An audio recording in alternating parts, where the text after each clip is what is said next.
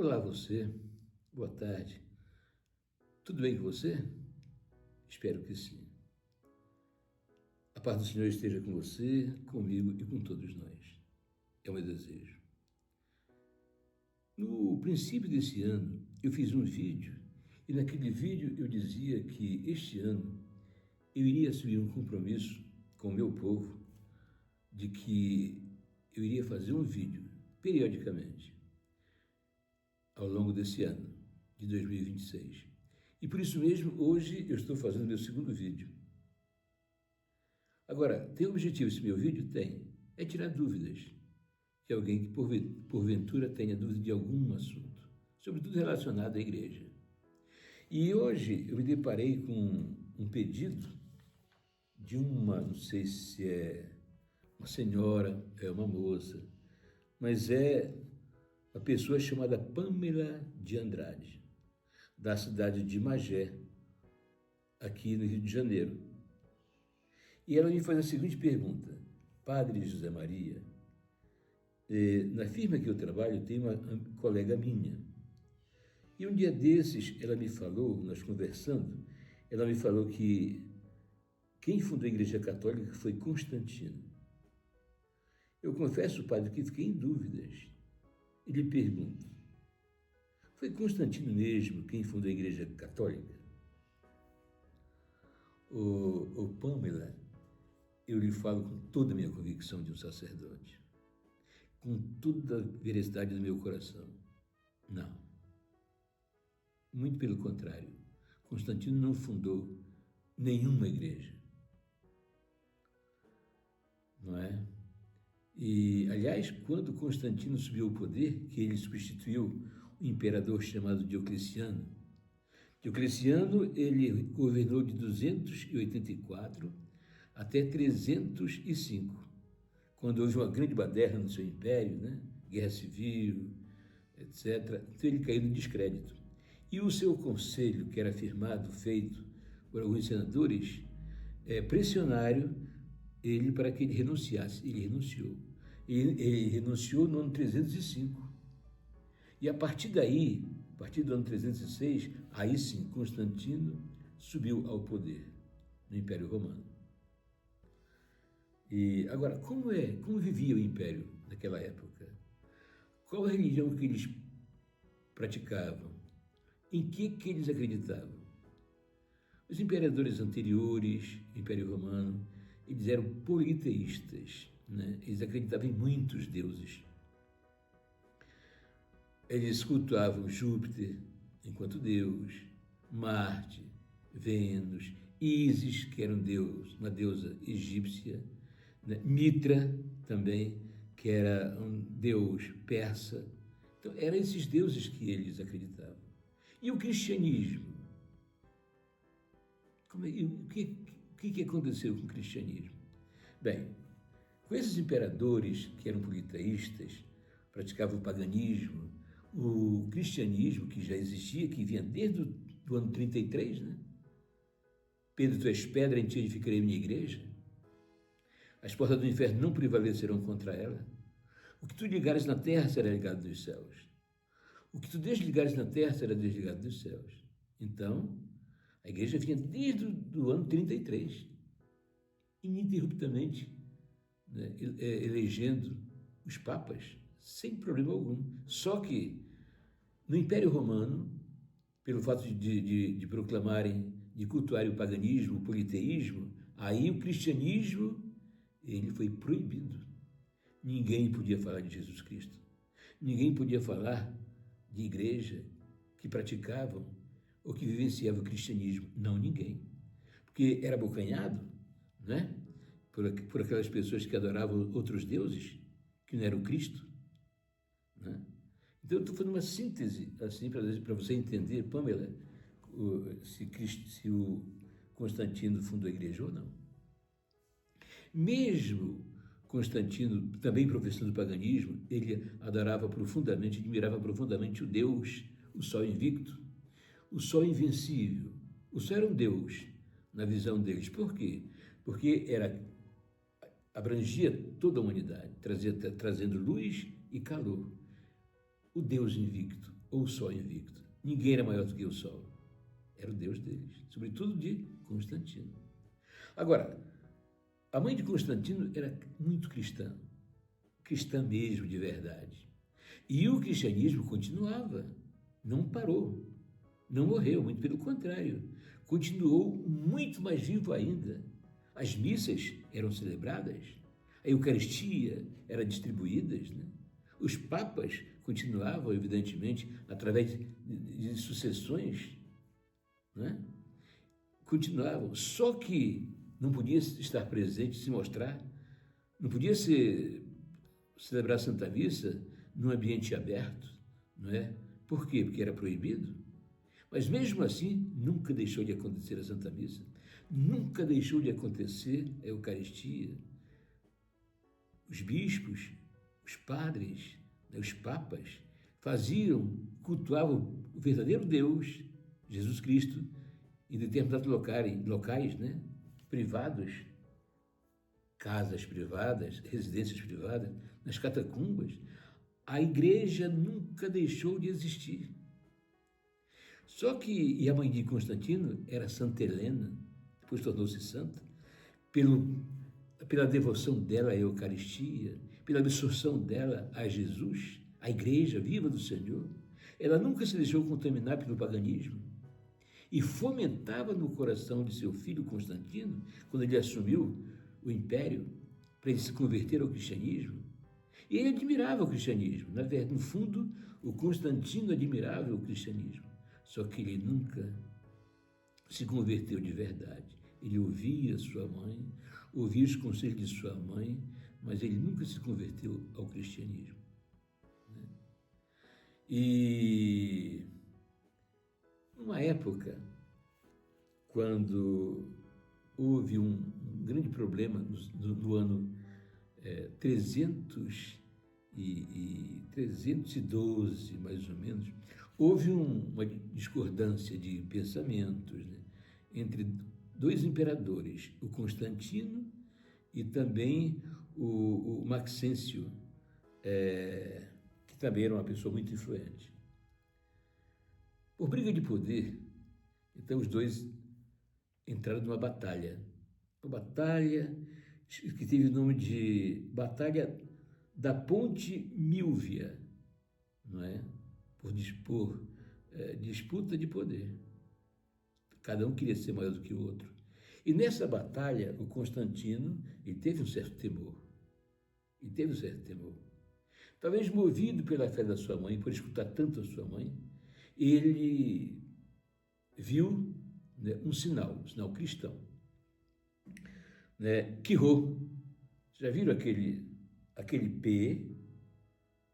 P e um X embaixo? Para uns, Pirô, outros Xirô, outros Quirô, né? Era um sinal cristão. Então, ele, um dia, às vésperas dessa batalha, né, Ponte Milvia, o Constantino, ele viu esse sinal cristão, se apresentou a ele. E ele olhou para aquele sinal, ele viu e percebeu que aquilo era um sinal cristão, até porque sua mãe falava sobre os sinais do cristianismo, né? E debaixo do sinal tinha alguns dizeres, uma frase em latim que dizia in hoc, né, signo vinces, in hoc signo vinces, que a tradução em português seria: com este sinal vencerás. Aí o Constantino se agarrou a esse sinal, né, Quirô, e ele mandou cunhar nos escudos de seus súditos, de seus soldados, aquele sinal. E houve a batalha, né? Houve a batalha e ele ganhou a batalha.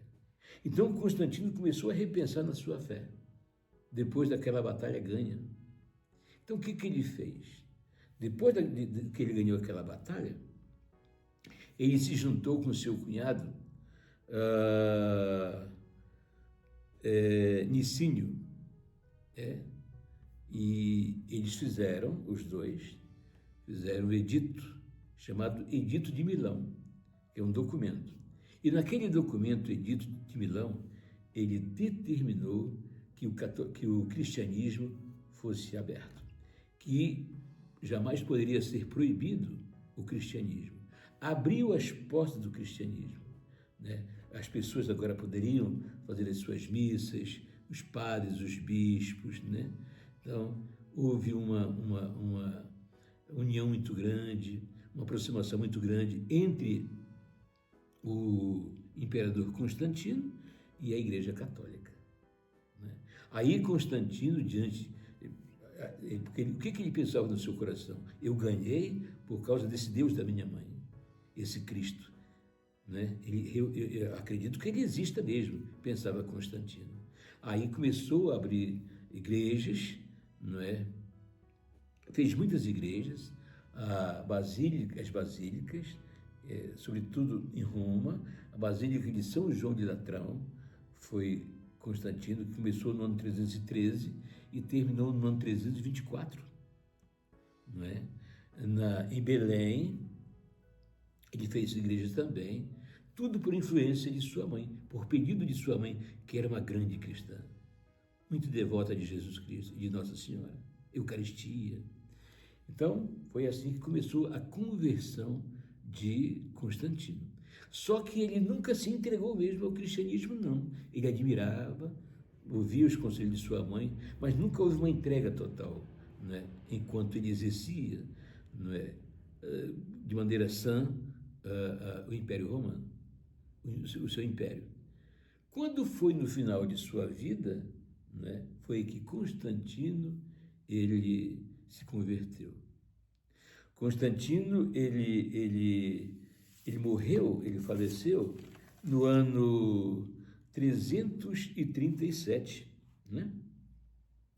337 foi a morte dele. Então foi quando houve realmente a sua conversão. Se batizou no seu leito de morte. Quer dizer, foi uma conversão entre aspas, né? Porque sabia que ia morrer, né? Então houve a conversão realmente de Constantino, né? No ano 337, onde ele se batizou. E quem batizou Constantino foi um bispo, né, no seu leito de morte, repito, e ele faleceu. Faleceu com Deus no seu coração, né? E com certeza deve estar agora triunfando com Jesus na plenitude do reino dele. Então, sintetizando, foi assim a história de Constantino e a sua conversão ao cristianismo. Mas ele nunca fundou igreja nenhuma, sobretudo a Igreja Católica, né? E o Constantino tem que pensar também que foi uma pessoa que houve alguns probleminhas com ele. Constantino, ele foi sanguinário também, tá bom? Constantino mandou executar algumas pessoas. Ele mandou executar o seu cunhado, Licínio, aquele que o ajudou por conta do Edito de Milão, aquele que abriu as portas da igreja, do cristianismo. Ele mandou, tornaram-se inimigos depois, né? O Licínio era cunhado de Constantino. E Constantino mandou executar o Licínio, mandou executar Liciniano, que era um cunhado dele, sobrinho dele, o Liciniano era sobrinho de Constantino, mandou matar seu próprio filho, chamado Crispo, e ele casou algumas vezes, e a sua segunda esposa, chamada Fausta, ele também mandou executar. Então não foi assim uma pessoa tão boazinha, não. A igreja, ele foi benéfico, fez muitas coisas pela igreja, né? Fez muitas catedrais, muitas basílicas, não é? Ajudou no Concílio de Nicéia, etc., não é? Mas foi muito amigo dos papas, passou a ser muito amigo dos papas, mas foi uma pessoa assim, né, meio firme, meio dura, né? Então, em momento algum, Constantino fundou a Igreja Católica, muito pelo contrário. De maneira alguma, você pode ter certeza absoluta, é um equívoco muito grande afirmar essa inverdade. Constantino, ele converteu-se ao cristianismo, né, batizou-se, assim, teve uma morte com certeza com todos os sacramentos, mas em momento algum ele fundou a Igreja Católica. Ele criou, né, erigiu outras igrejas católicas em outros países, inclusive em Roma também, mas não foi o fundador da Igreja Católica. E sobre a fundação da Igreja Católica, no próximo vídeo, eu irei falar um pouquinho, tá bom? Para você nunca mais ter dúvida, tá bom, Pamela? Então, fundador da Igreja Católica, na verdade, realmente foi Jesus. Pedro, tu és pedra, em ti edificaria a minha igreja. As portas do inferno não prevalecerão contra ela. O paganismo, né, com a proibição do cristianismo, não prevaleceu contra as portas firmes dessa igreja do Senhor Jesus. Tá bom? Isso é muito bom. Que Deus te abençoe e abençoe a mim também. Boa tarde a todos, um beijo no coração. Tá bom? O Senhor esteja convosco, Ele está no meio de nós. O Senhor nos abençoe e nos guarde. O Senhor faça brilhar em nossos corações a sua face. O Senhor volte para nós o seu rosto, nos dê a paz. Pamela, irmãos e irmãs que me veem, Deus nos abençoe, Nossa Senhora nos acompanhe. Em nome do Pai e do Filho e do Espírito Santo. Amém. Um beijo fraterno em seu coração. Até outro vídeo, onde falarei sobre quem fundou realmente a Igreja Católica. Tchau, tchau.